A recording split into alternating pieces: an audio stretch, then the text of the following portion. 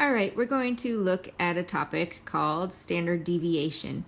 And standard deviation is basically a measure of spread. How spread out is your data? So let's do an example. Here are our data points. We have 9, 8, 10, 12, 7, 13, 11, 11, 9, and 10. So we have 10 values, and you can think of this as whatever you want. If you want to think of them as number of years until somebody's completed algebra, or if you want to say whatever, these are the ages of the cousins. But here we can think of this in two different ways. We don't know whether we have a population or a sample. If these are ages of the cousins and there are 10 cousins, then maybe you have, that's the entire population. But if you're sampling cousins from from the Seattle area or something, then maybe it's a sample. But first we're going to assume that it's a population, where n equals 10. And if I want to find the mean, I add up all the values and then I divide by the number of values. In this case, if I add up all of the values, I get 100, which is rather convenient because when I divide 100 by 10, I get 10. Now, because I'm looking at a population mean, we're talking about mu, and mu equals 10. That's basically a population mean. And you pronounce that mu. I haven't talked about the standard deviation. It has not come up yet. Right now, all I calculated was the mean, and the mean is a measure of center. It's saying basically, what it's saying, the average. We were kind of used to, that's something that we're used to in statistics, is the mean or the average. It's saying, like, if I graphed this, like, approximately where would most of these values be, or where would the fulcrum be to be sort of balance all of these values? And the answer is, in this case, 10. Not the middle value, by the way. The middle value is equal to the median. But that's a measure of center, and we want to talk about standard deviation, which is a measure of spread. And one way we can do that is to say, like, how far, on average, is each value from the center? And when we're talking about center, in this case, we're going to measure the center with the mean. Let's look at each value and how far away it is from the mean. And so we would denote each value with x here, and we'll denote the mean with mu here. And we're going to see, like, basically we'll call it the distance or the difference between x and mu. So bear with me while I create this table.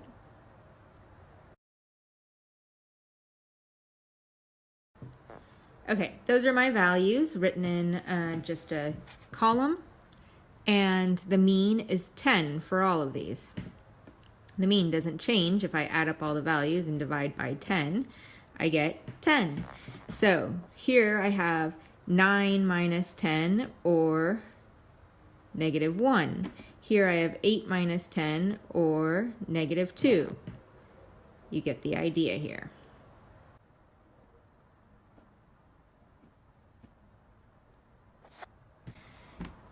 If I want to find the average distance each value is from the mean, but watch what happens if I add all of these up. Let's see, this cancels with this cancels with this with this with this, and then we have 0.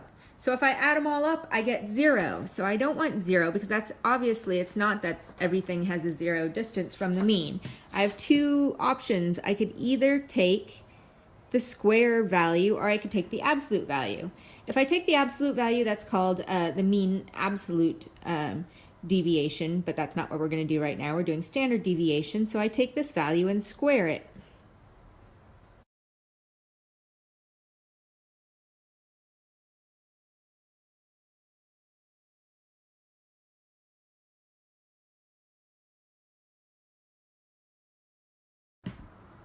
if I want to find the mean squared difference here, so I basically need to add up all of these values, the squared differences. It's also called what we call the sum of the squares. So let's see, let me just go through in a little pink pen here and add this up on the side. That's 5, 9, 18, 27, 30. So I want to find, this is the sum of the squares, which is 30. Let me go ahead and now give you our, what we'll see to be our formula for standard deviation. So for population, whenever we compute standard deviation, we first compute the variance.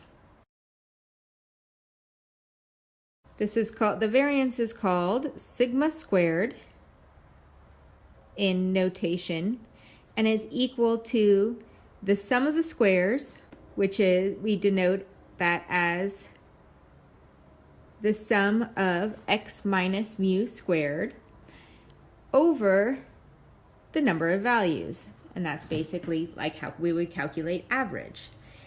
But in that case, we get the average squared distance, which is not exactly what we want. So in order to get standard deviation, or bring it back to our regular units, we take the square root of that. And taking the square root of that is called standard deviation. So let me go back to my last page, and you can see I basically took the distance from x and mu, or the difference between x and mu, and then I squared that value and I added them all up. That is this right here, the top part, which is the sum of the squares. So I have, for the variance, the sum of the squares is 30, and for n, it's 10. My variance is equal to 3.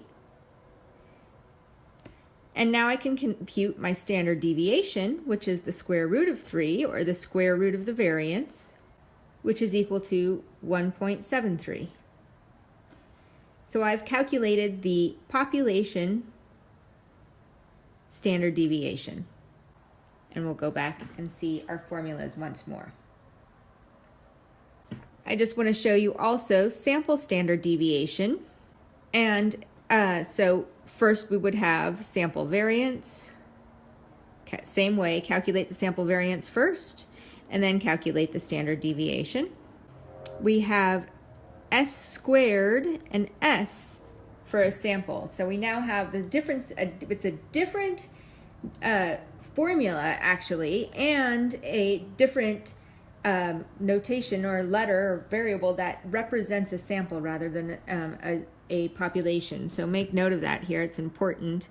And we still are going to subtract each x value, each individual value, but now we would be saying, let's subtract the sample mean.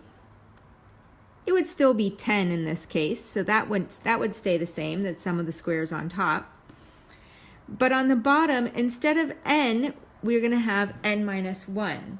And the idea there is we're adjusting the variance because you probably wouldn't have quite as much variance in a sample as you would a population. So one way to make that a little bit bigger is just to is to make the denominator smaller. So you don't have to worry about too much about why we're doing that, but we're going to increase, we're adjusting the sample variance and the sample standard deviation. And when we do that, we get, well, our sample s squared and s.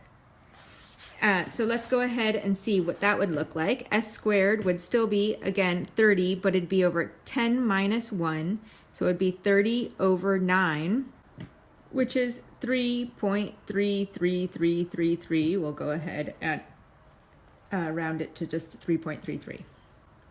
The standard deviation is the square root of 3.3333333, which is approximately, it's 1.8257, etc. If I round this, it is 1.83.